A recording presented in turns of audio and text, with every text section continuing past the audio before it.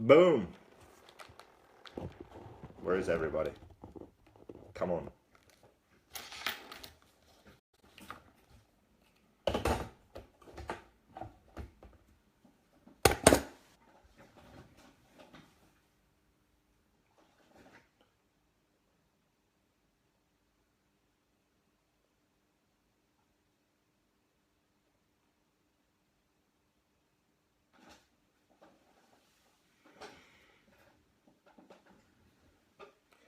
Yo, yo, yo.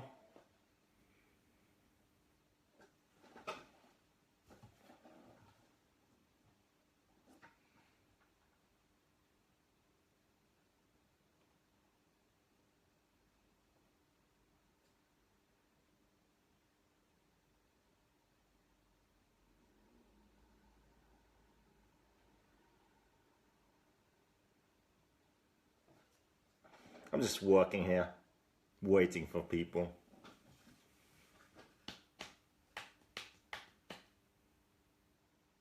Yeah, you weren't first, Joey. Sorry. Tyler Henderson's here. Gonna be a good show tonight. Build some shocks. Talk about Pistons. How interesting. Shocking. Sandra's here. Cool.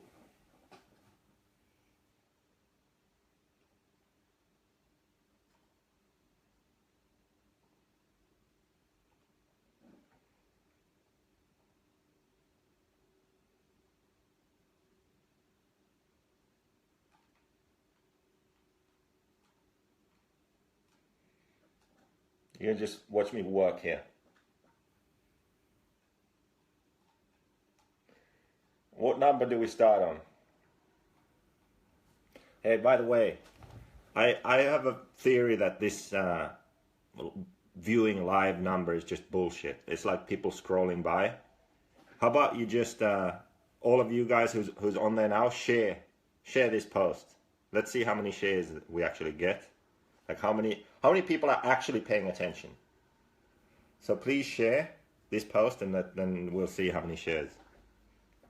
Because it's saying 70.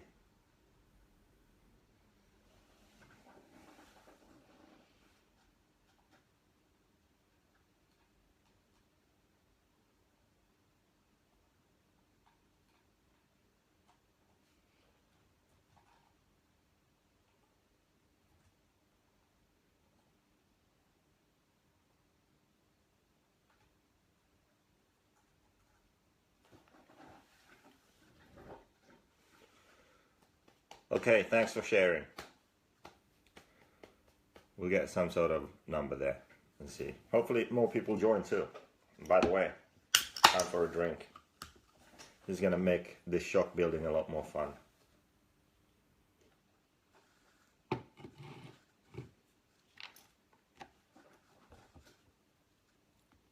Okay, I think we can start. There's enough people. Oh, Robin says he's not allowed to share the video. What are you talking about? Of course you are. Talk to us about when you'd use bigger pistons versus smaller. How about more holes, less holes? Yeah, I'm going to cover that. First, I need to cover a bit of news. I just posted it. We're going to post it hopefully on Neo, and hopefully it will land on Neo. We'll post it on our Facebook. But we're doing a new promotion. I'll show you the awesome advert we made here. Liam made this. What do I turn this? Oh, check this out. Oh no, it's the wrong way. It's the right way, the other way. Well, maybe you can try and read this. So, scrap your crap, go black. That's basically our promotion here. So step 1, we get your old buggy, any brand. Step 2, we give you a big discount because we just got your old buggy. Step 3, you go black. It's as simple as that. You can check that out there on our website. So basically what we're doing is we're accepting your old crap 8-scale buggies, and we're gonna basically give you money for them. I mean, we're not gonna give you cash because you're gonna have to buy a JQ buggy. So we're giving you a discount. And not only that, oh my damn glasses. I really need my new ones. Not only that, if you have a Durango buggy, we're actually gonna give you more money. Because you know the scrapped Durangos are more valuable. It's a true story. So let's say you get $150 for your old Mugen or Hobao or whatever you have, you're gonna get 200 for your Durango. See, that's how much we care about you people. So this is your best chance really to get a new black edition, because all of you probably have some old 8-scale buggies you want to get rid of. So yeah, we will welcome them.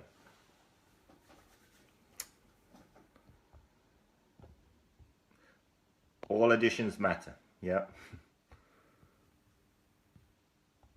I'm just going through messages here if I missed something.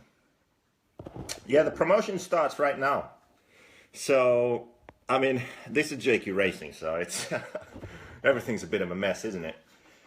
It's starting now, and some of our dealers are participating, like in Germany.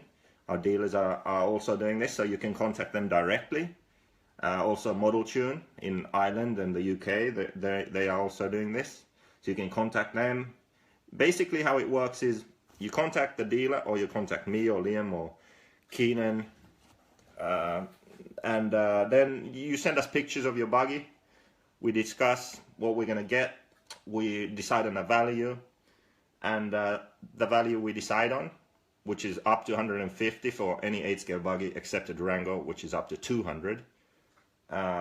That's basically the discount you get when you get a new black edition or grey edition. I mean, if you want an e-car, yes, we'll give you a discount there too. So that's the new promotion we have. I hope you like it. Are you going to line your driveway with other buggies like Vlad the Impaler? Actually, I think, you know what? I think we'll probably just eBay them off like really cheap, except the Durangos. Like, I hope I get a lot of Durangos, and I'm going to save them all, and we're going to think of something fun to do.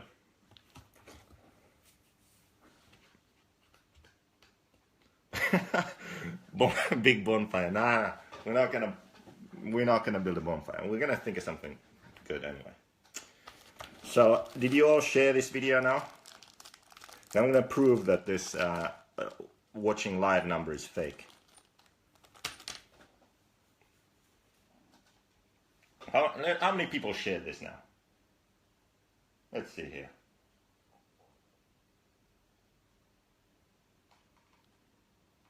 13 shares. That's terrible. There's like 116 people, it says, and there's 13 shares. That's embarrassing. That's really. I'm not gonna say anything about these damn things until you people share a bit. You know, spread the love a bit. Come on. I shared it on Drake's page. That's awesome. We've got a hero in the house. Everyone go and share this on Adam Drake's page, okay? Just everyone. Let's spam Adam Drake.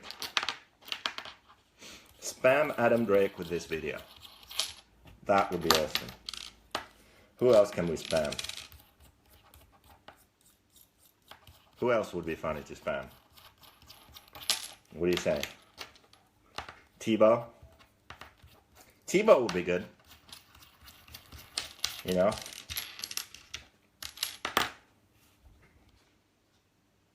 Okay. So here we go. I'm gonna talk about the basics of shocks soon. Let's see if we actually get some more viewers. Let's see if we can get more viewers. I'm gonna start building these shocks in the meantime. And soon we'll start going over theory and setup. Okay? Are you spamming? Are you spamming, Drake? That's gonna be funny. Yeah, Bill, you can spam those guys too. Okay, I should tell you what I'm doing here. I don't know why I started doing this. I just picked up the scissors. So bladders. The car comes with bladders, but I like to run the suspension now with emulsion shocks. So I cut the bladders. So it's easy. I just basically cut all around to make the bladder an O-ring. So I'll show you. I have to concentrate now. This is very serious business. I don't want to mess up. I can't really talk now. Or well, apparently I can. I just don't know what I'm saying. I'm making a mess of this. Terrible job. I'm blaming these. They must be old. Okay, here we go.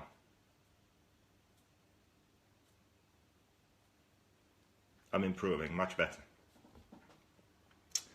Hello from Mexico. Ricardo, do you run the JQ car?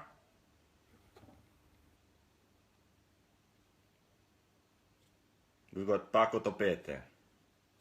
JQ Racing's biggest fan is from Mexico. His face is actually on the box. He was very proud. Proud moment. So that's what I do. I cut the bladder into an O-ring. Because you still need to use this. I mean, this seals the cap, so you need to use this.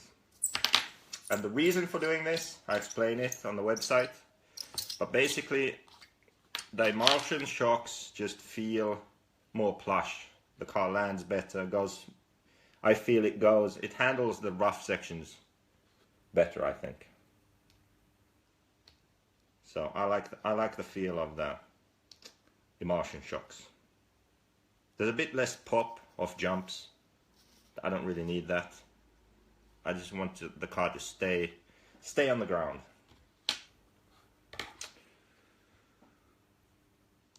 What are people saying here?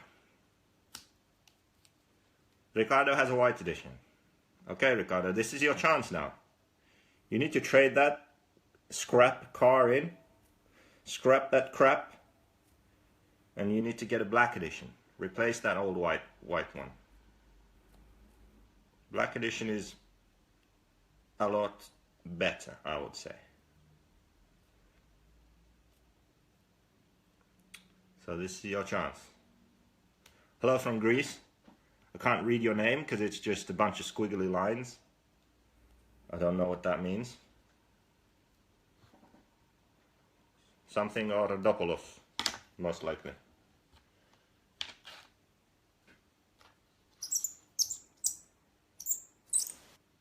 Can you hear that? Wow.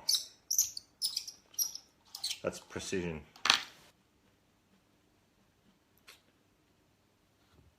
I just explained why emulsion is better. Come on people, focus, focus. Okay, then these are the O-rings for the shock collars. I actually cut the piece out like this.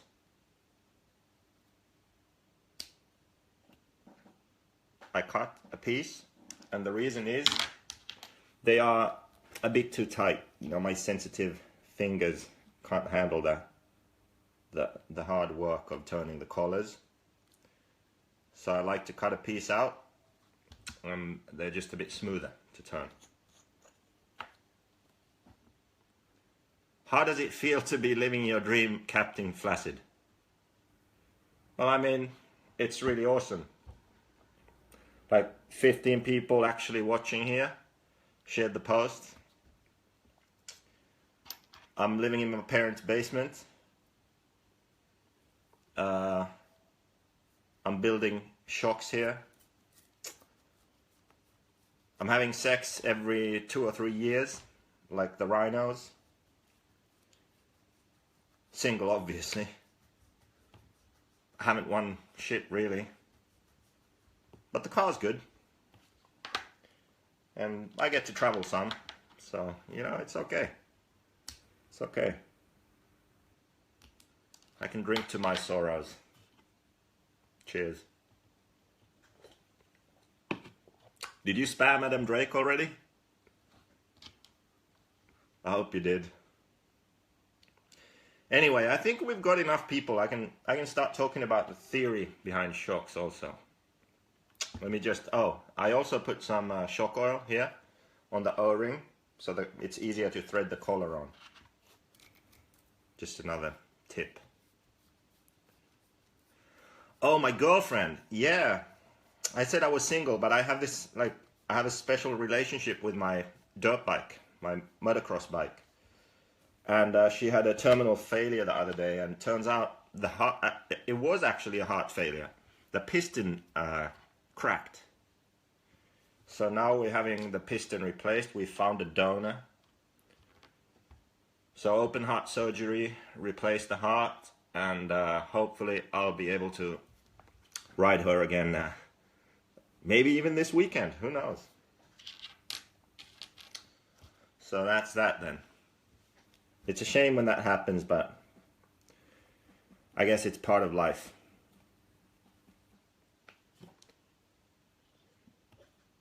I think you should go to an e-bike. Come on, Christopher, really. Blasphemy. Okay, so shocks. Our shocks are really basic. It's just a piston with holes in it, and we change different viscosity oils, and that's how we adjust it. Or we can change different pistons, different hole sizes, amount of holes, different piston size. And how it works is the shaft moves in, oil flows through the holes in the piston and also around the piston. And that's basically it. That really is it. Okay, video done. No, I'm just kidding. So when we change oil viscosity, the thing that changes at low speed, so when the suspension is moving slowly, is basically just how fast it moves. So the thinner oil, the faster and easier the piston can move, the more traction the car has. So when you're cornering, when you're accelerating, the wheel is going to follow the track surface really well. And because the suspension compresses a bit or decompresses, the car is allowed to roll a bit, and all these things mean that the car will have more grip. So typically when you go to thinner shock oil, you have more traction. But mostly what we tune our car, when we tune the suspension of the car, mostly what we're looking for is bump handling or jump handling, landing and such. And that's what we do when we change pistons. So the job of the piston is basically this. So if you compress the shock slowly, you can see that it goes all the way in. But if you do it hard, like let's say you're driving fast and you hit a bump really fast, or you land off a jump like this, you see how it didn't go in all the way, it stops somewhere. If you hit it really hard, then it stops really far out, like it only compressed that far and then it stopped. And this is what we call pack. You see, I hit it and it just doesn't go in, but if I move it slowly, it goes in. So when it stops like that and locks up, that's what we call pack. So when you have smaller piston holes, you have more pack. So it locks up sooner. When you have bigger holes, you have less pack. So it doesn't lock up as soon. It compresses further. And that's basically the main thing that happens when you change piston. And the reason it locks up is when you move the piston slowly, the oil flows through the holes in the piston and also past the piston. And it's a linear flow.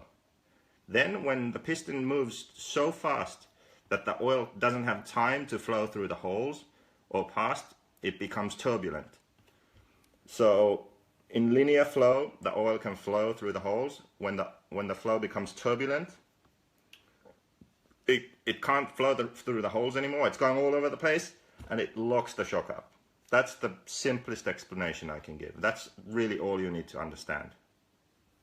If you understand that concept, then you can understand these shocks, because that's how simple these are. And the thinner shock oil you run,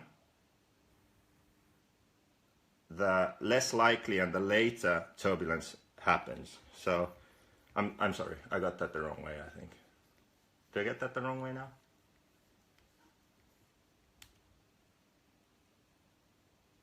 I'm gonna have to think about that. Yeah, sorry, lamina. Well, anyway, that's the basic point of these shocks. That's what we're doing.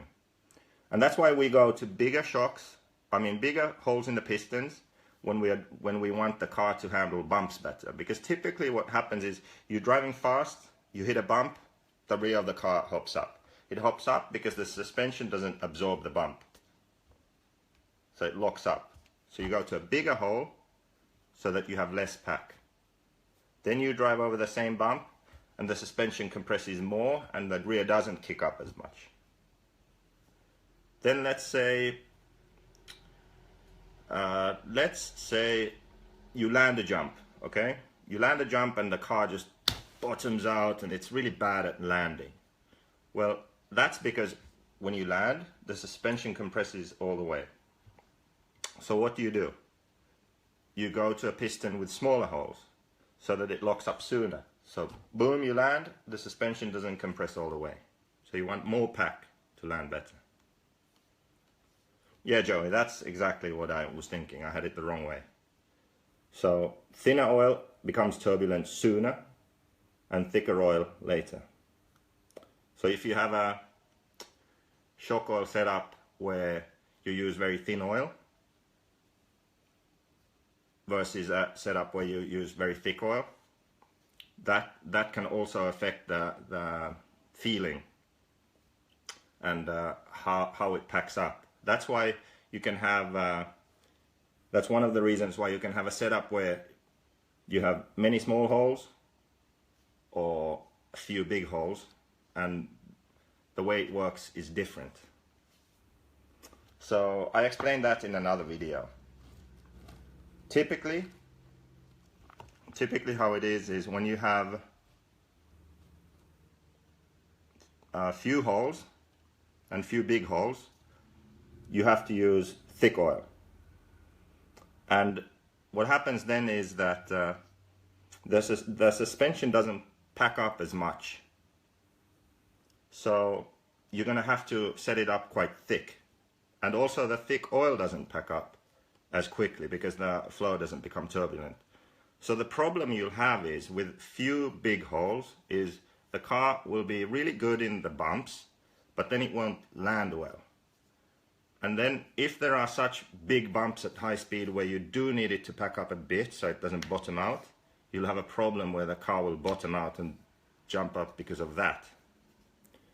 Then typically if you have the same amount of hole area in the piston, so maybe you'd think that, okay, this should be similar, but you have many small holes, typically you'll use thinner oil. And that means that the turbulence will happen later. And with this setup, you can get the suspension with many smaller holes. So let's say 8 holes instead of 4.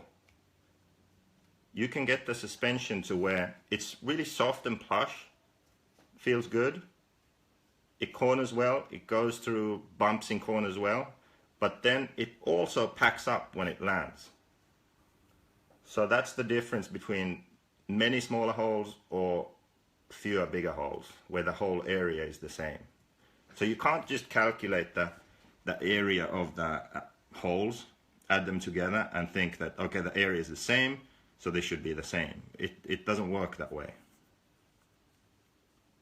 So Sandra is saying, it makes more sense to use piston with more holes in it, but smaller ones. You can go softer with the suspension and use the hydrolock to get enough pack in it, compared to less holes and bigger hole. Yeah, that's basically what I just tried to explain. Yes, velocity sensitive. And another thing, many people always ask that, even ask me, like, they are running some other car and they ask me, what shock oil do I run? Well, that's irrelevant. You have different car, first of all. You've got different shocks. You've got different pistons. It doesn't matter what oil I run. You can't compare it that way. If you have the same car, same pistons, then you can compare oil. Otherwise, it doesn't make any sense.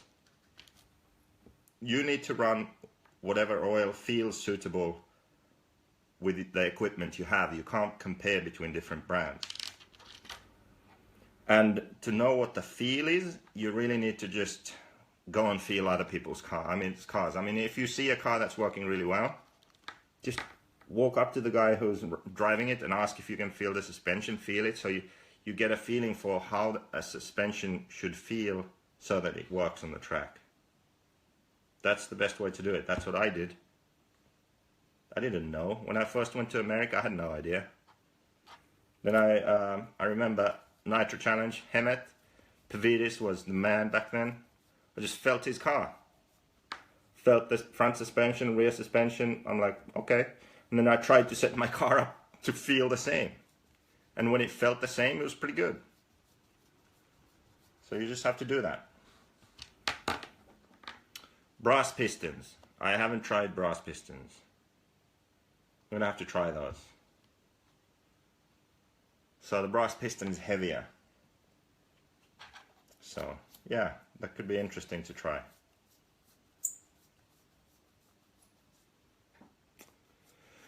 Why do you find the car works better with 7-hole opposed to 8? Well, the problem for me has been the 8-hole pistons. I can get them to work on a track, but then I go to the next track and they don't work anymore. Like in certain conditions they'll be good, but they won't always be good. And the 7-hole pistons, the way I have them set up now, they're always good. I've raced everywhere now. Nitro Challenge, Silver State, Nitro Buggy, Euros in Sweden, like all kinds of different tracks, all kinds of different conditions. BT design in Italy, and same piston, same shock positions, just adjust the oil according to temperature, and it works. So yeah, so on our car, the 7-hole pistons just work, and the 8-hole pistons just don't. The problem with the 8-hole pistons is just that you can't get the balance of suspension feel versus pack correct. So either there's not enough pack, where it just doesn't land and it just bottoms out too much, or then it does land, but then it just feels stiff everywhere on the track. Gary Wright says brass works very well. Gary, what do you think the difference is? If you just change, same piston, just go from the regular one, nylon one, to brass, what's the difference? Now with the JQ emulsion shocks, would it be useful to also drill a bleeder hole in the screw cap? Why do other emulsion shocks have these then? I mean, yes, I guess it could be, but you don't need it necessarily. I mean, you can build the cap to have no rebound like I do without the screw there. But with the screw, it's a finer adjustment. You can adjust the pressure, the air pressure there more. So yes, I can see how it makes sense to have the screw there, but you don't need it. And as we don't have them in these caps, it's fine. You can still run them emulsion. Did you understand the holes? I mean, I was kind of confused there with the oil myself for a minute, but I figured it out in the end. Thanks, Joey, for the help. Hopefully you understood what I meant.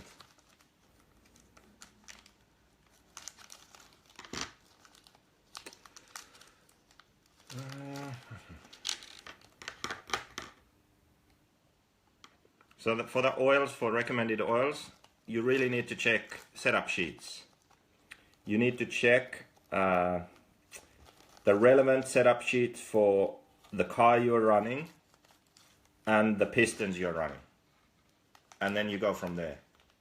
So if it's hotter weather, let's say it's 30 degrees or so Celsius according to the setup sheet. and you're racing in 40 degrees, I think you were saying. So you would have to go thicker, probably 5 weight even thicker. So if I'm running 32-30 oil, you should run maybe 37, 35. You know, try something like that, but you should go thicker.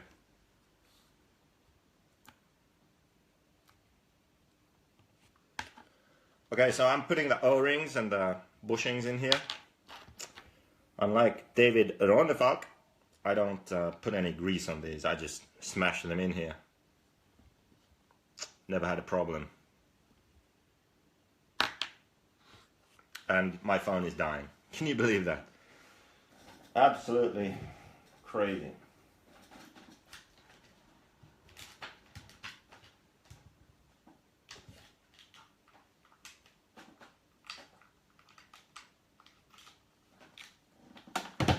No, gonna have to charge this thing. How are we gonna do this? I did this yesterday.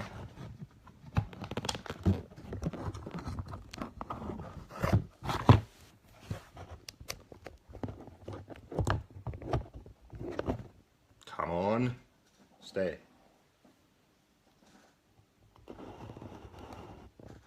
Dialed. Okay. Are we on the same page now? Hey, did you spam Drake? Did you share the video? Well, we still got 13 shares.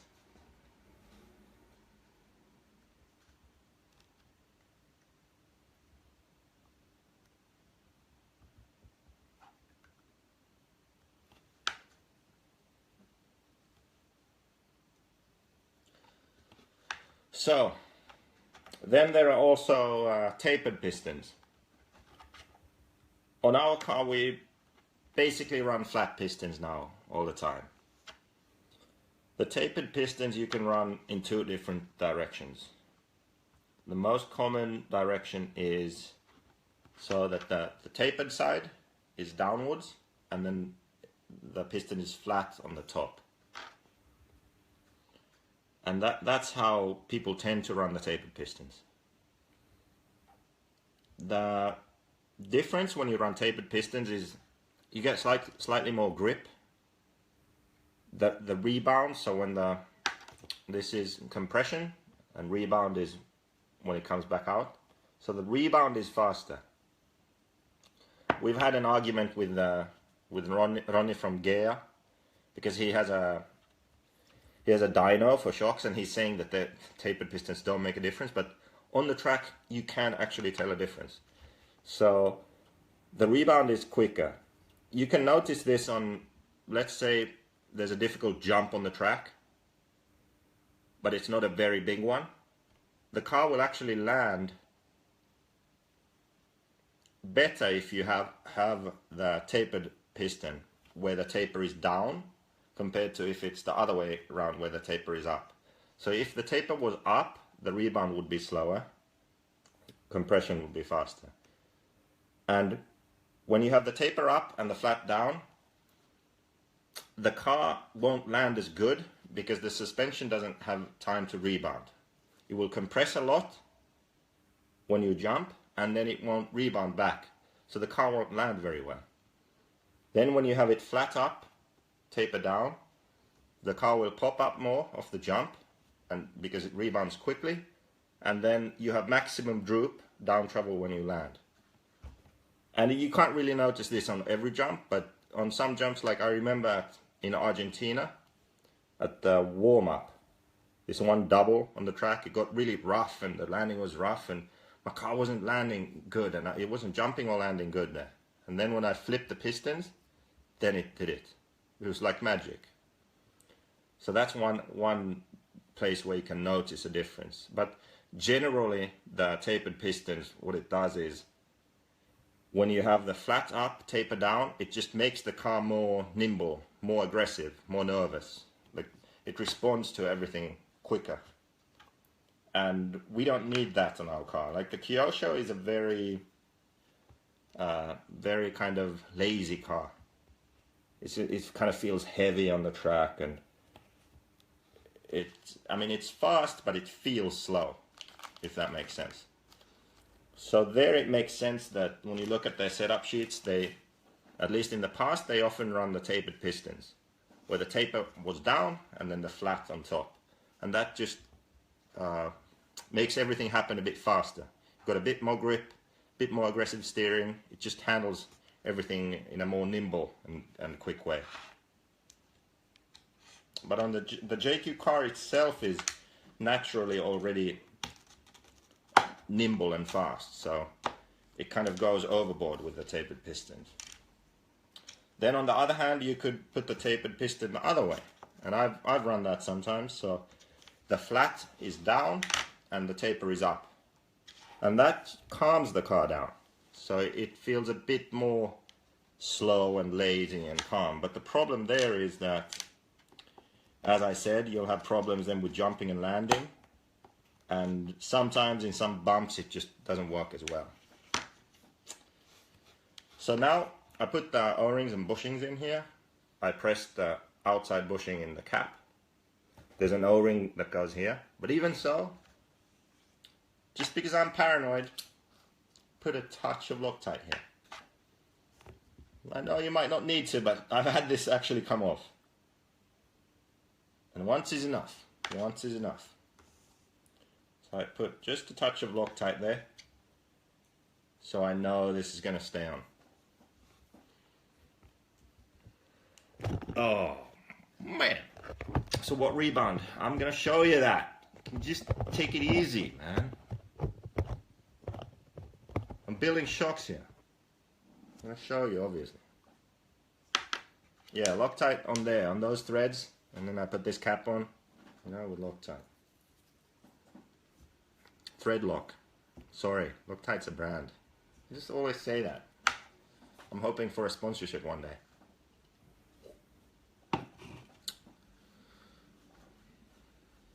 Okay.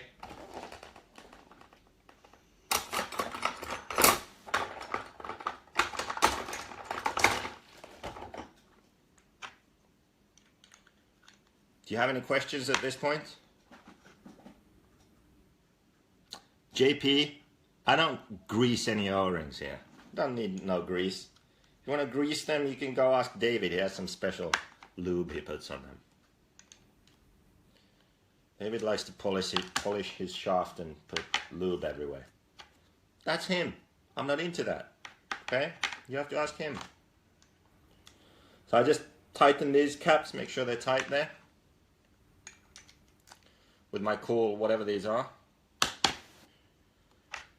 And now we move on to the shaft.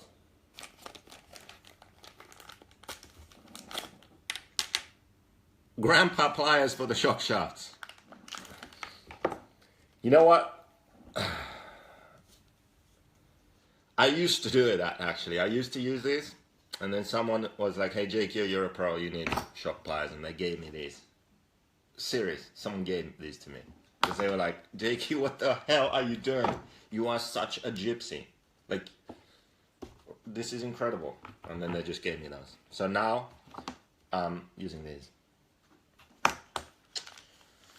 Okay, I'm getting lost already.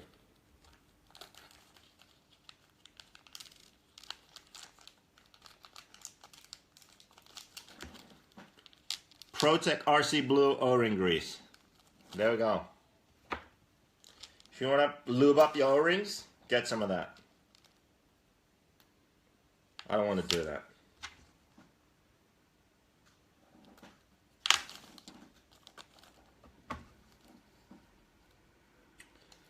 Shock pliers, yes. Use the pipe wrench to hold it. What are people talking about? So Liam corrected me, so I have to stop plugging Loctite. So I add some thread lock here too. See, I'm a bit paranoid. Can you tell? I don't want my piston coming off. I don't want to be like Ryan Mayfield. I don't want to be like, oh, like I'm gonna win this race and then the piston falls off. So I put some thread lock on there. I don't care what you people say. Just a bit. It helps. Believe me. So I put some thread lock on there. And also, then I don't need to just super tighten these nuts like crazy. Nut crackers. So I grab the nut crackers and I hold the shock shaft there. Then hopefully I actually have these tools. And yes, I do. I've got this really professional tool from my Yokomo 10 scale touring car from 1999. And yeah, tighten this nut. Piston still turns just like David's. I do something the same as the world champ. That's cool. Short course drivers. Is there some like short course specific advice we can give here? Except don't race a short course. But is there something we could talk about? As often as I find myself changing shock oil, I find the only benefit of the grease is to keep the dirt from passing the seals. Well, the dirt doesn't... Well, it does actually on the rear. At some point it does pass the seals. I would be lying if I said it doesn't. Just like Bones at Pro Circuit does on all the spring forks. Well, maybe we have to learn from the world champ here. Start lubing those O-rings.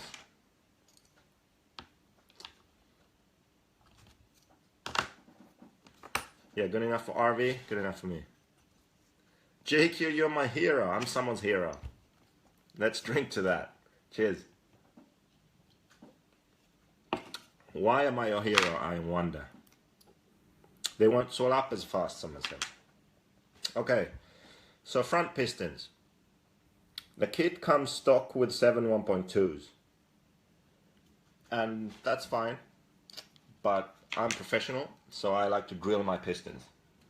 We actually run 1.25 here in the front.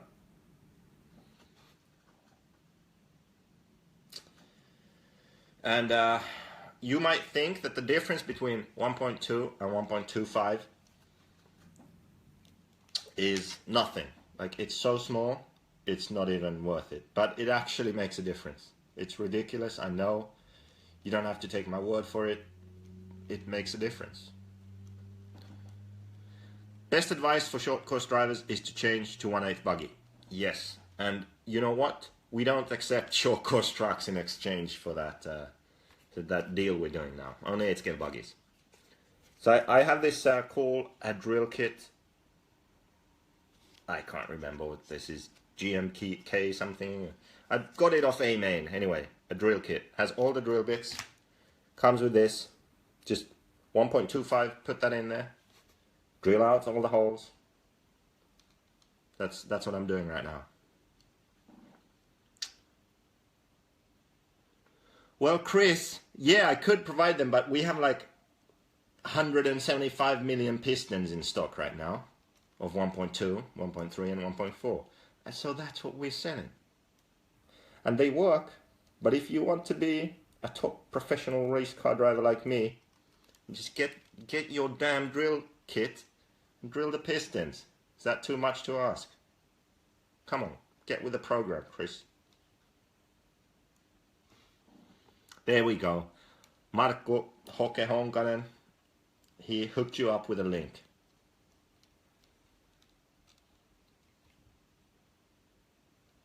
Liam said he's happy to sit there and drill them out for you. Liam is a good guy.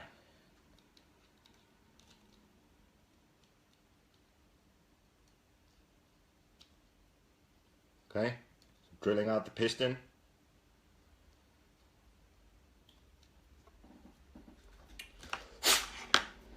Perfect, perfect.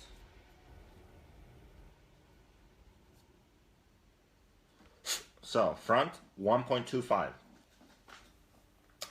Then, I have the shock body here. What I do, I just plop some shock oil down there, down the O-rings. Then I put some shock oil on the shaft.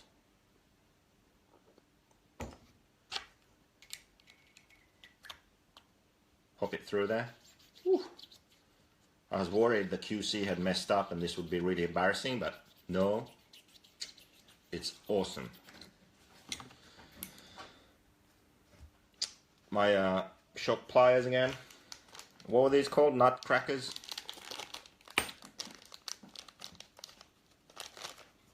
Yeah, drilling holes, polishing shafts, and tightening nuts. Cracking nuts now. Okay.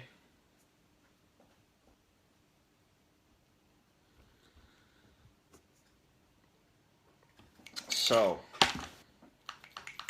Oh, that's free. Free like America. I think that's going to be my new saying here. It's going to be my new slogan. Am I going to get a lot of hate for that? I hope not.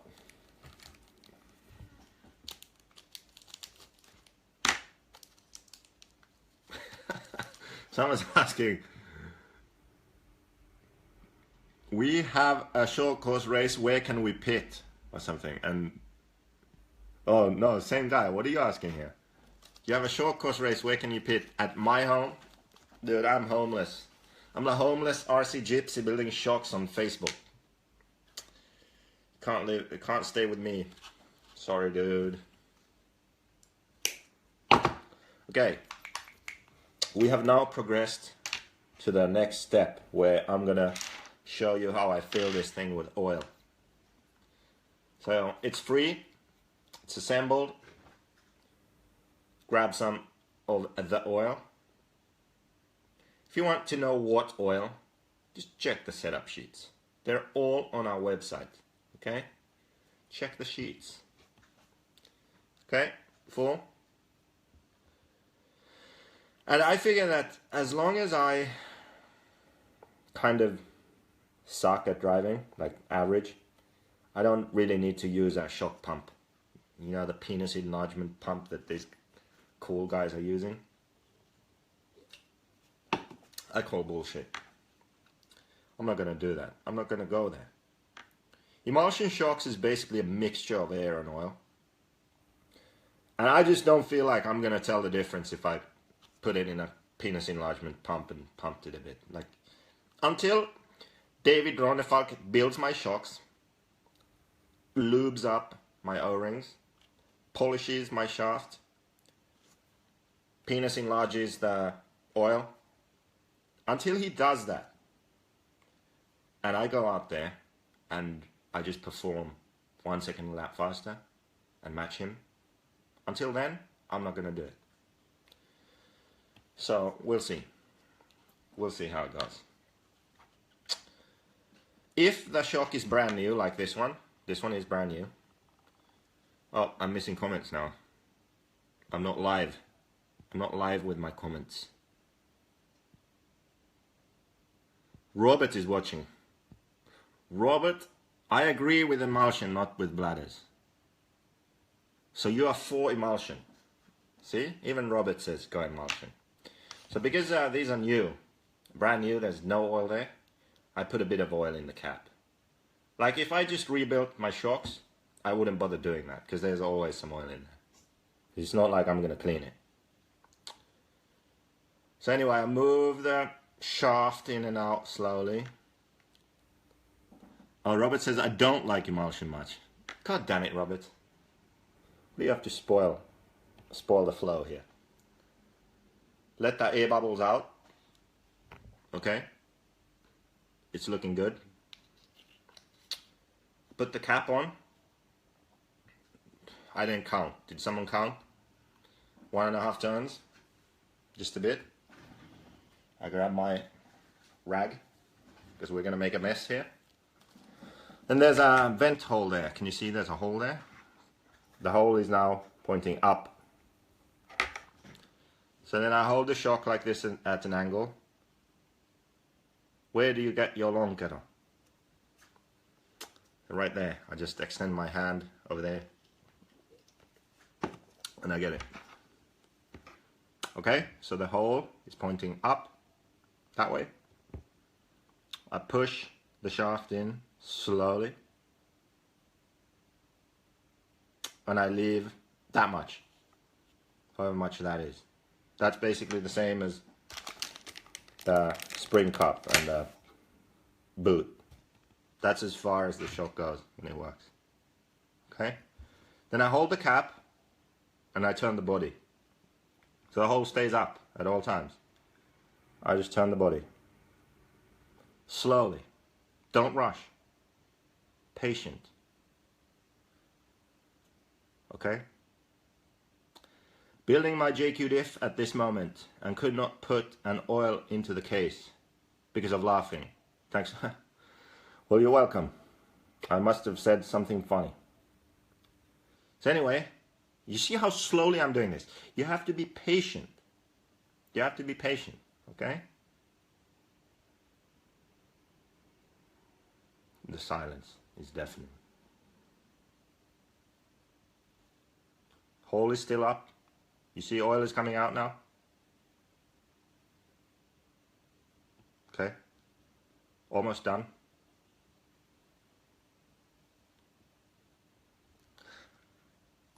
Yeah, we're done. Okay. Wipe the oil off the cap. Let's see if I manage to do this right.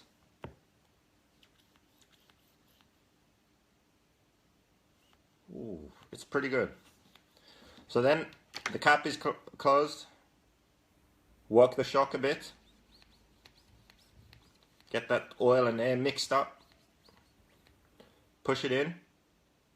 Leave the same amount of gap. Let go. It's dead. Done. It's dead like Durango. See that? Dead. No rebound. That's how I build my shocks. Just works the best. There's shafts and nuts and oil involved. Always go slow. That's Liam's advice, not mine, okay? That's all Liam. So that's how I did it. Do we need to do another one? Did you understand now the process? Someone comment. Do I do another one or is this okay? What's the effect of having rebound? When you have rebound, basically you would do all the same things, you just wouldn't push the shaft all the way in before closing it. If you don't do that, you'll have rebound. Free like America and dead as Durango. Sami is getting the point here. So if you have rebound, the car is going to jump more. Boom, it's going to be more bouncy, but it's also going to be more bouncy when you don't want it to be bouncy over bumps and singles and stuff. You'll have more grip. If that's actually one tip, like if you're on a relatively smooth track and it's just super loose, try some rebound because it does make a difference. It does give you a bit more grip. So on a very loose track, if it's smooth, then, well, even if it's bumpy, just try it. You know, maybe you'll still be fine in the bumps. But on a very loose track, try rebound because you'll get more traction. But even so, I mean, 99% of the time, I think no rebound is going to be best. No, do another one. I like seeing things twice. Don't complain now that I'm going to do another shock. Blame Tyler or whatever his name was. I missed it. Do all 4. I won't watch it complete, but you'll be busy. Oh, Sandro, come on. We can't keep doing this all night. I almost feel like I need to go back to that part I messed up about the piston size and amount of holes and all that. Did you people understand that, or do I have to go back? Do I have to do like a conclusion? What happened? My phone is dying. Oh. I thought I was charging, I wasn't.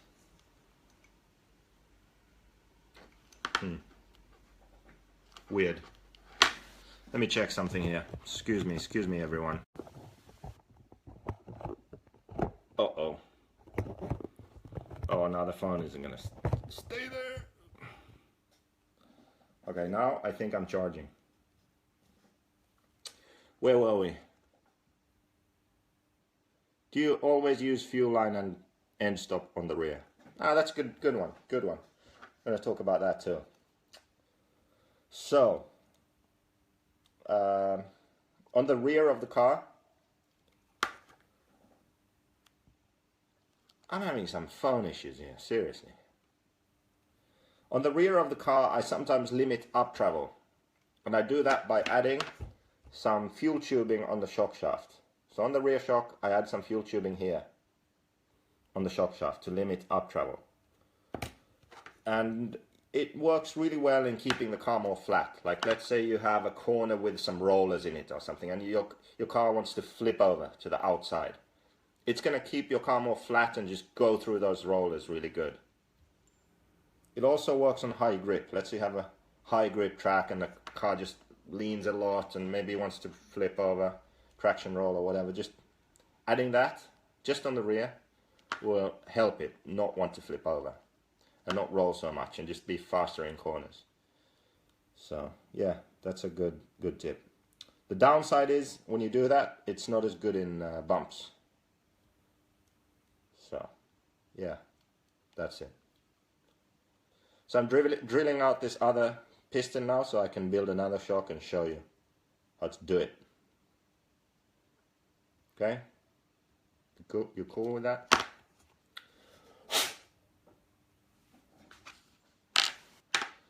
Thought I cut out another one. Yes, I did.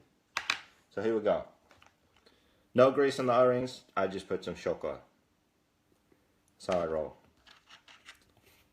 Shaft. No need to polish it. Don't polish my shaft. I just put some oil on it. Good. That's 2 out of 2. 2 out of 2 shocks were good. Rear only if the car wants traction. Yeah, because it just I've tried it on the front. It's just not good. Like, it's just inconsistent and nervous and makes the car shit. So I just do it on the rear. Front's good. Robert, see, Mr. European Champion. I mean, this guy, world champion, just won the Euros. He doesn't polish his shaft. You know? Doesn't need to do that. Just these cool kids, Ty Tessman, David Ronefalk, you know? They're all into that. Okay? Free like America. Pop the ball in with my grandfather pliers. I already cut the bladder, so it's emulsion. So, fill the shock with oil.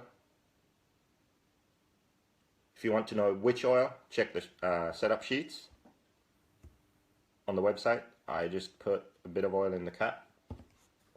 I work the shock to get rid of all that air that's trapped under the piston. I don't know, do you see the bubbles coming up there?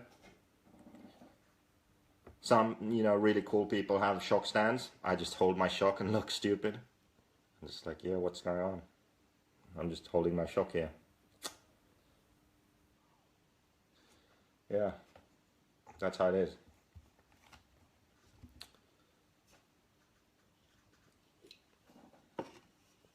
The kids got time to polish their... Exactly. I run a company.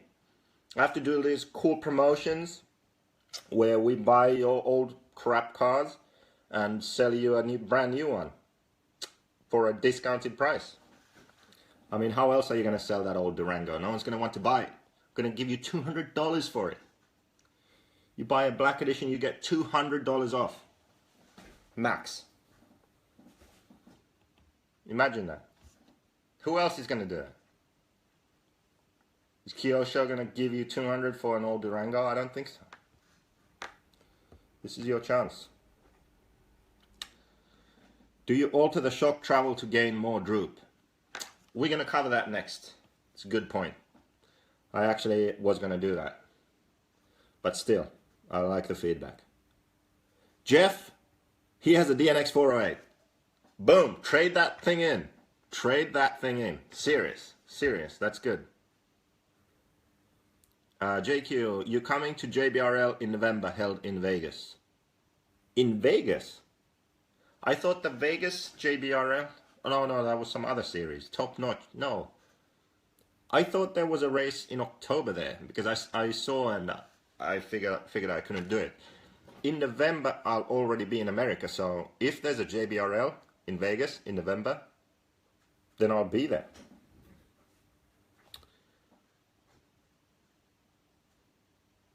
They aren't giving you money for an old JQ. Of course we are. If you have an old yellow edition or original car, whatever, yeah, we'll still give you credit. You get a new black edition. Get a $150 discount.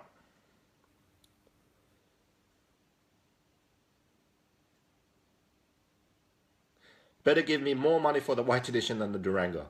Nah, more for the Durango, because we want all Durango drivers, all former Durango drivers to get a black edition. That's kind of the point. So what do I need to do to trade it in? We actually posted the news just on our website. So it's simple. You contact anyone at JQ. You contact me, the JQ Facebook, Liam, Keenan. You contact us, send us pictures of your ride. We kind of study it, value it. We'll give you a number. Durangos, it's most likely always going to be $200. And then basically you get us the car somehow. If you're in America, you can just ship it to California. And yeah, we get the car. You buy a black edition or an e-car, you get $200 off. And we ship you the car. It's as simple as that. Didn't Elliot Boots have a Durango? He did. You'll give me $300 for my Mugen. Come on. Can you read, people?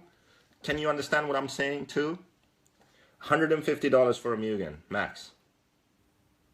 Only Durango gets special treatment, $200.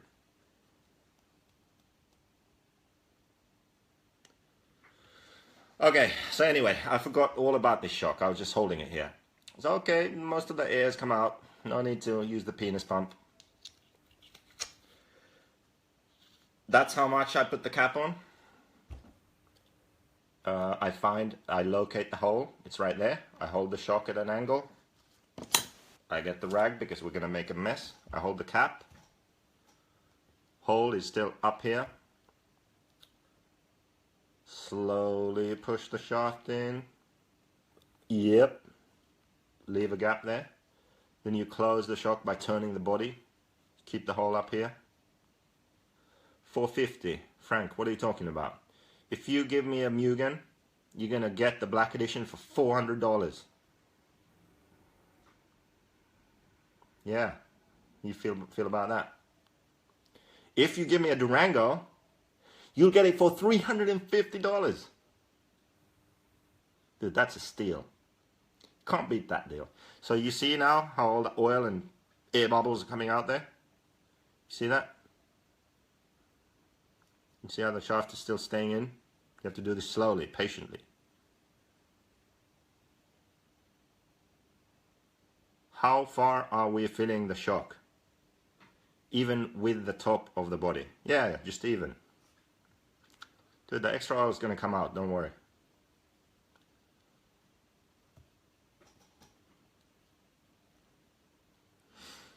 He learned from Team Bump how to turn it that way. No, I didn't.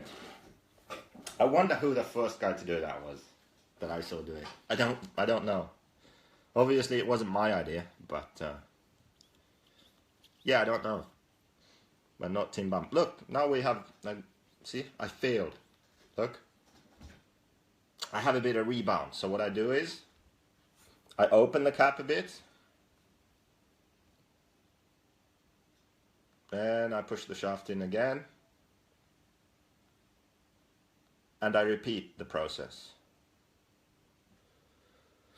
So if you end up with rebound and you don't want rebound, you just redo the process. Dude, now it's saying there's 175 people. Can you please share this video right now? Just share the video. Especially if you can spam Adam Drake and post it on his timeline, that would be awesome. I'd appreciate that. And let's see how many shares we can get. Because I don't believe these Facebook numbers. I think it's just like people scrolling by or whatever. Like, there's probably 12 people watching right now.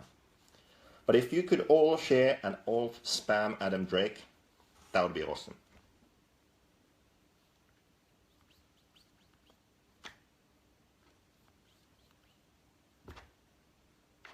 Okay, it's good enough for this video, you know. I'm still going to pour the oil out anyway. I don't know when the gun is going to run this. But there you go. That's the basic idea. What else? What else? What else? Ah, the length. So,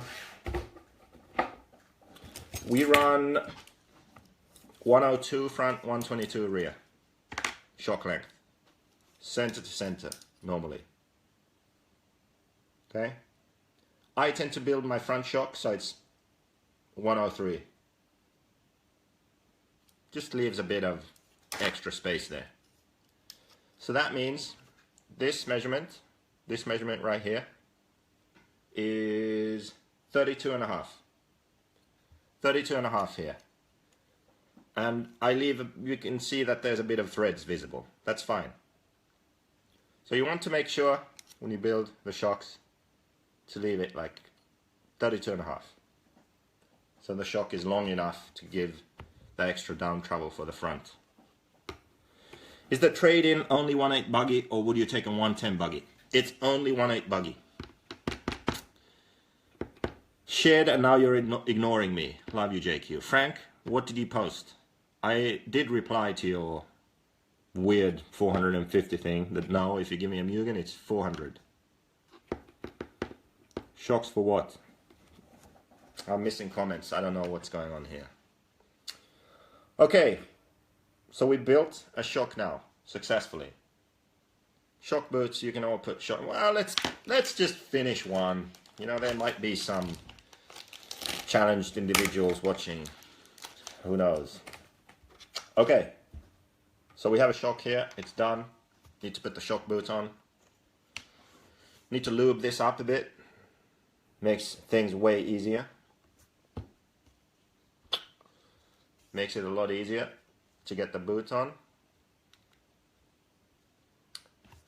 I'm so happy I did this. I get to use the Dremel. Yeah. Kind of. I mean, I'm a bit disappointed, really, to be honest. I wanted to Dremel this. We updated the shock collar design so the springs fit much better, but I kind of want to use my Dremel anyway. Anyway, what I would do is I would Dremel the inside of the spring here. And the reason was that we wanted the spring to be free here on the collar, because it was really tight before. But these are free here, so I can't Dremel it. Well, anyway, that's what I would have done.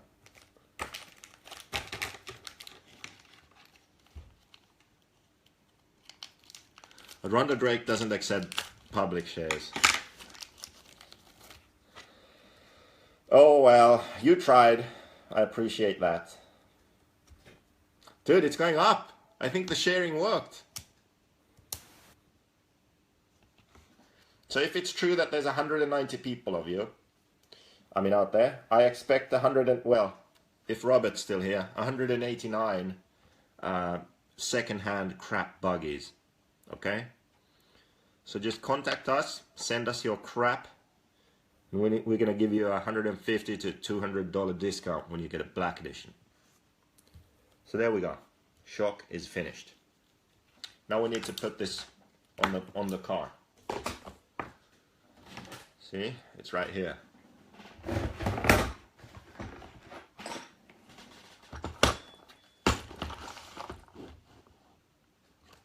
Trophy is the back... What? Trophy is the back corner. What the hell does that mean? Someone please explain. Spring looks bent. It does, doesn't it? Did I mess this up, or do we have our first QC issue? It was really embarrassing. Oh, you know what I did? I'm focusing on reading comments. Put the rear spring on the front. Can't have any of that. THEQuagraine is going to be really disappointed. Oh, there's a trophy behind you in the back. Let's check what that is.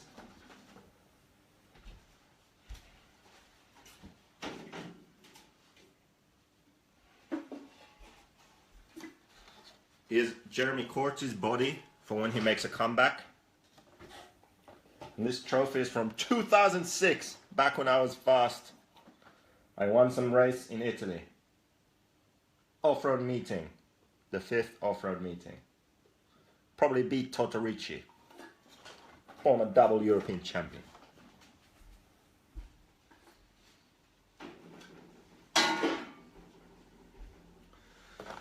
On his home track too, I was on fire with my Hobao. My Hobao Hyper 7. The best car ever until the black edition came around. True story. Oh man, the Troll Patrol is gonna be all over that 5-second segment of QC issues. Yeah, but it wasn't QC, it was me. I put the rear spring on the front, like a Muppet. Okay, so now, we got these. I had to send out like 200,000 ice creams because I wrote in the very first press release that if you bend these, I'm gonna buy you an ice cream. And then the factory played a trick on me. They used recycled chewing gum for the first batch and they sucked. And they bent. Everyone bent them. But now they're good. Now they're good. They don't bend anymore. Here, no need to use Loctite. I know you're surprised, but really don't. Because if you use Loctite here, and if you tighten them like I do, then you're never going to get the screw out. You're just going to break the screw off, and that's not good. So no need to use Loctite here. So, yeah. But remember to make a face when you tighten this, just like some other of these screws, just to be sure it's really tight.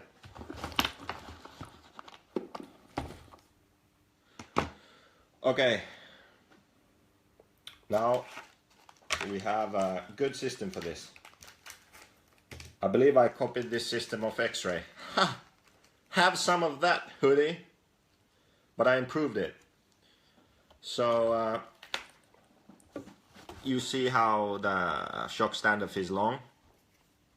Makes it a lot stronger so the screw can't snap. Yeah, see the hoodie one? It ends right there. And then you put the shock on, and if you crash really hard, it snaps the screw off. Yeah. So this one goes all the way, and then you put a bushing on there, and then you slide the shock on, and then, oh no, I need to get them.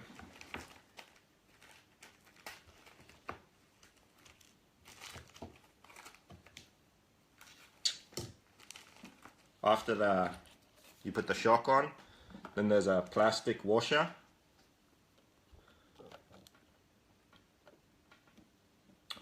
And then I like to use this black countersunk washer and then a nut.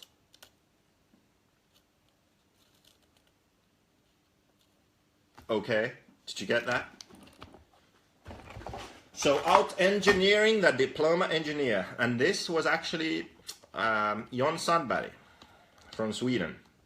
The old one, you remember the very old shocks? We had these plastic caps that you popped on.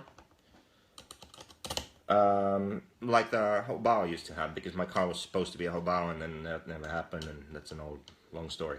So anyway, it had that. And then when we came out with the CNC caps, we had the same system as hoodie. And the screws would bend or snap. And then a Swedish guy, Jon Sandberg, he took the old shock, what is this called? The shock standoff with the ball on it, dremeled the ball down, then put the bushing on like this, and voila, it stopped snapping or bending screws. And yeah, so he gave me the idea. Thank you very much, Jon. Making me look good. Out engineering diploma engineers. It's always good. always good.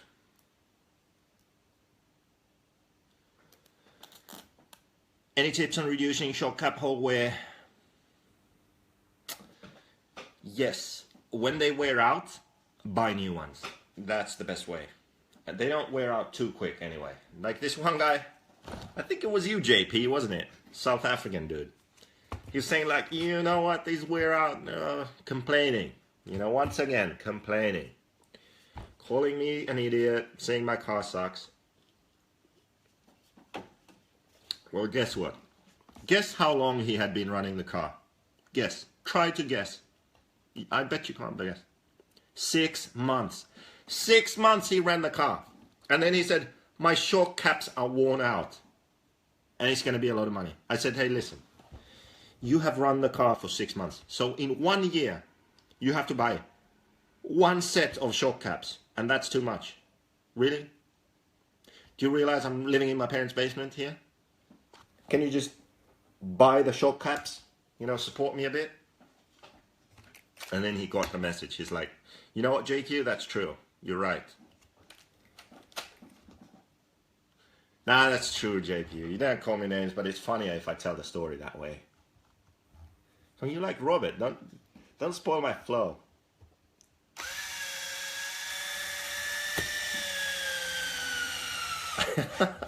Mervin ran it for 6 years and never... You didn't run it for 6 years. It was in your cupboard for 6 years. Okay, look, this is really important. Really, really important now. So when you're looking at the car, on the right, you put a normal screw, righty-tighty. On the left, you put a reverse head screw, okay? You can tell that this is reverse head because at the beginning here, you can't see on this video, but anyway, here in the beginning there's a couple of mils of no threads. So you know this is left hand threaded. So where does the left hand threaded screw go? It goes on the left side. Why does it go on the left side? Because this way, when the suspension is working, it's not going to want to open the screw, it's going to want to close it. Okay? So on the front, looking at the front, it goes on the left. Looking at the rear, it goes on the left. Hope this video isn't the wrong way now. Anyway, that's how it goes. So I'm always looking at the car on the left side, that's where you put that left hand threaded screw. And that means that the shock isn't going to come off. What if you're south of the equator? Even if you are in Australia or South Africa or New Zealand or anywhere south of the equator, it still goes on the left. And even if you live in one of those ridiculous countries where they drive on the wrong side of the road, it still goes in the left. Okay? Is that not the right side?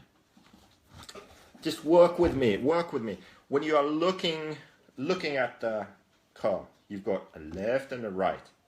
Put it on the left, okay? Even if it's the right side of the car, don't worry about that. Just looking at it, just looking, it's simple. Left, right, okay? Thanks for clearing that up.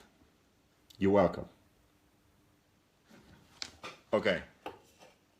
Is that good now? You know, I really hope the sound works on this now. That kind of sucks if this video was just for the live viewers. But, I don't know. Maybe more people will watch live then.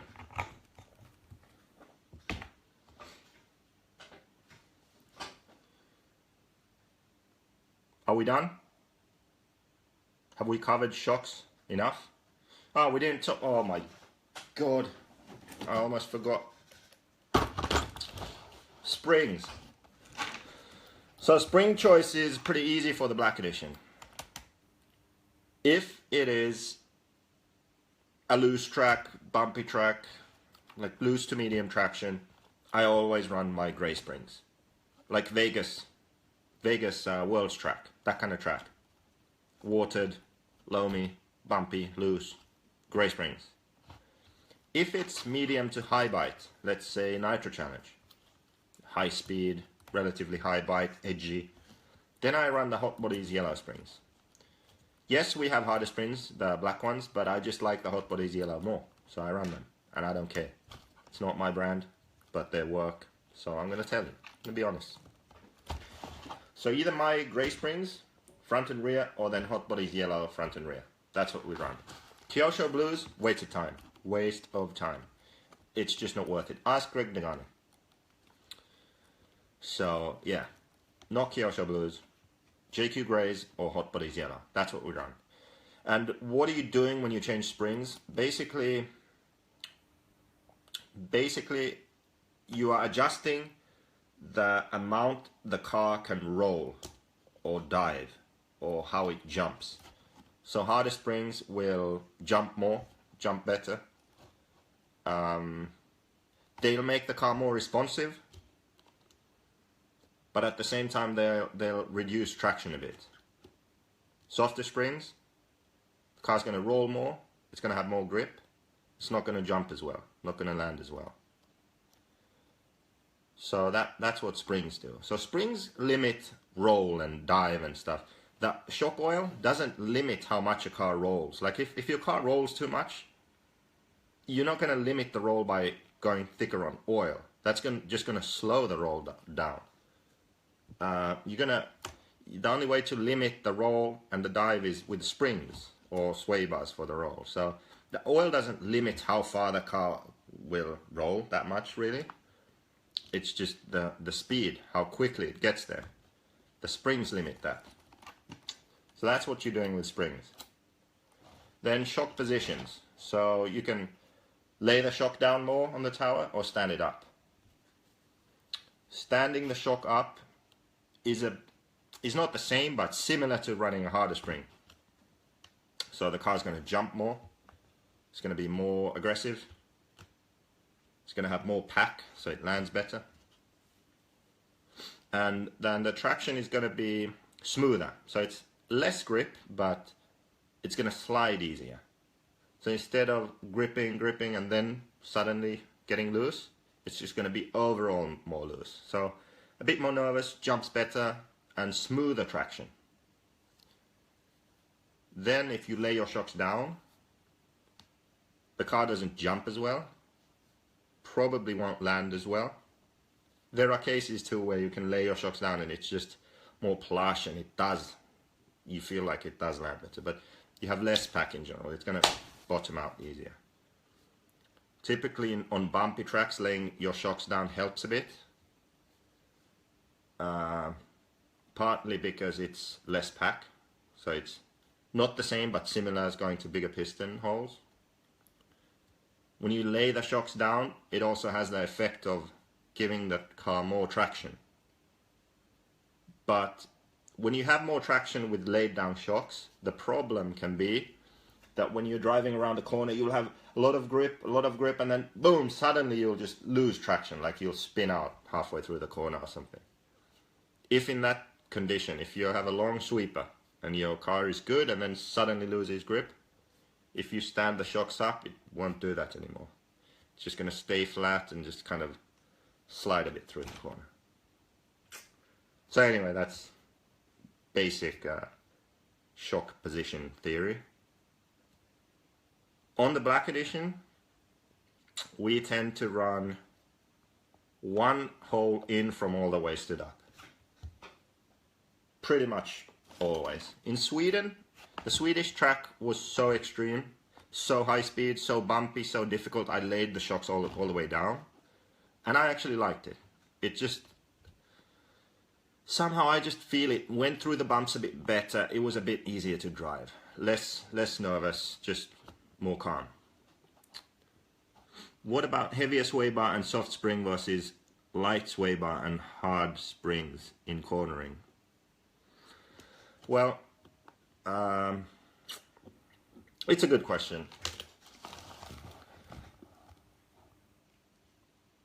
I think the problem there is you can't really decide, okay, I'm going to run softer springs and then compensate with sway bars. And the reason is that if you're on high grip and you think, okay, I'm going to go soft springs and thick sway bars, like thicker than normal sway bars, the car is still going to dive a lot. The sway bars don't stop that. They only stop side to side. So that's one problem. That's why I always feel like high grip, no matter what, I go to the harder spring. Low traction, on the other hand, you can kind of get away with it more. So on low grip, you could run the harder spring if the track requires you to run a spring so you can still jump and land really well. So slippery track where there's a lot of jumps, you could run a harder spring and go thinner than normal on sway bars to get the feel back in the car, to get it to roll, to get more grip back. So let's say Revelation in America, they might have a layout where they have a lot of jumps and you need a lot of pop off the jump to clear it. Now normally maybe I would run on a loose track like Revelation, I would run my gray springs. But let's say I can't do the jumps, so I could go to a harder spring so I can clear the jumps easier, but then the car is going to be a bit loose. So then I can compensate by going to thinner sway bars, because the harder springs will limit some of the roll. So I can go to thinner sway bars. So in that sense, yes, I think for loose tracks it works better than it does for high grip. Because let's say then on the loose track you run the harder springs, you can go less anti-squat.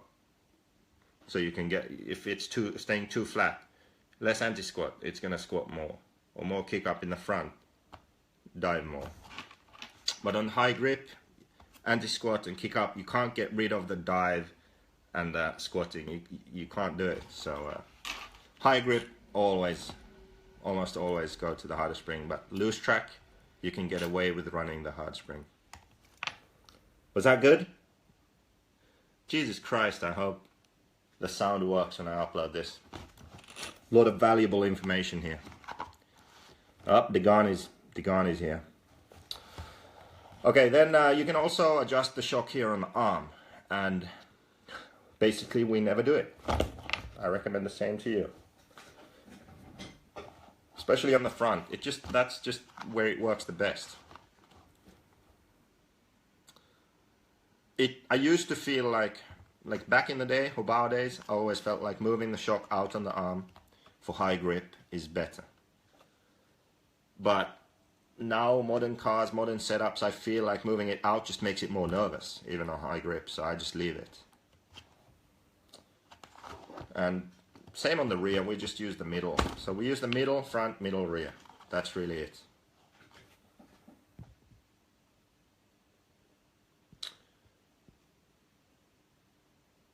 Why did the Elbe tower have more inclined shock holes? Because at the time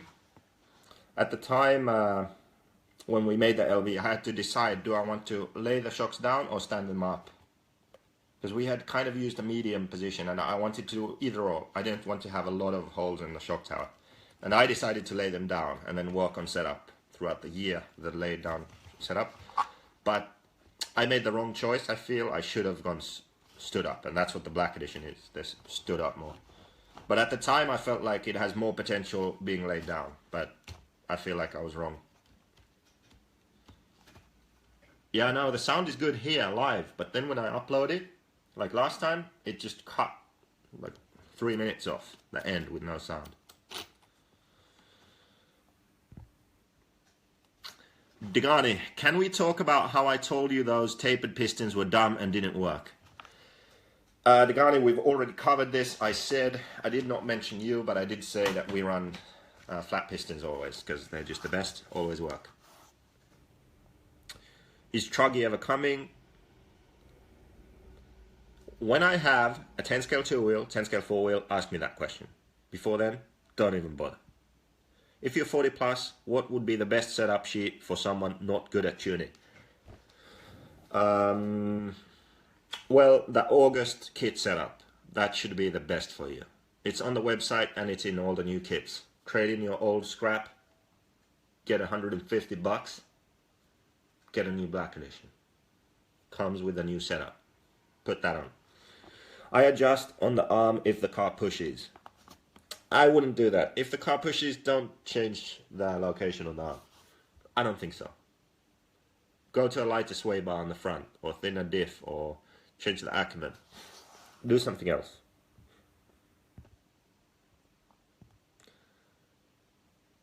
When are the 10 scales coming?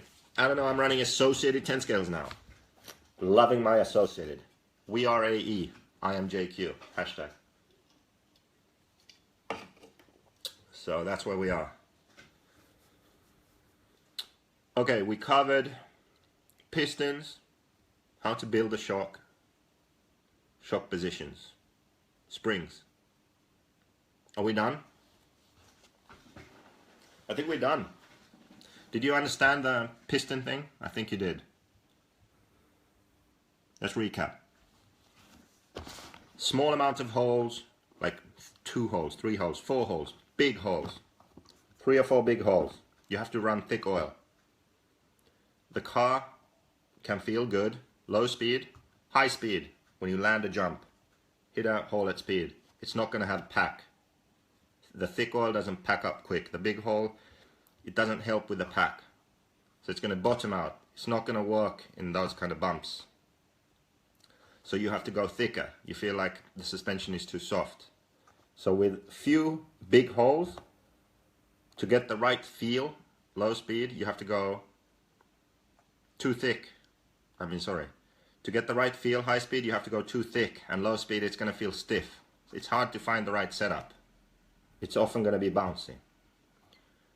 Then you go to more holes, like 7 holes, 8 holes. The holes are smaller. You use thinner oil. You can set the car up to where it's nice, low speed, nice in the corners, feels soft.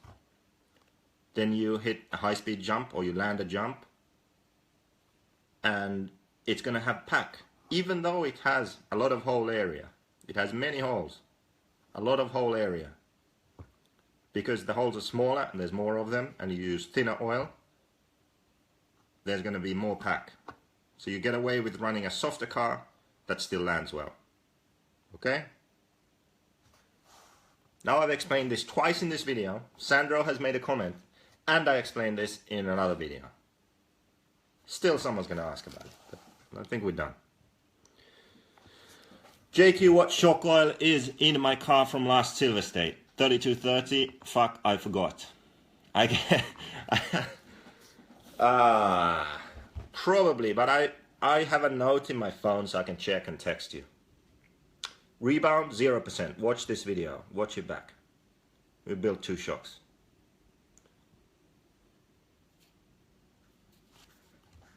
Okay. I feel like we're done. I feel like we've covered this shock thing pretty well now. Right? Sandro, do you agree? Are we done? I think we did a good job here, overall.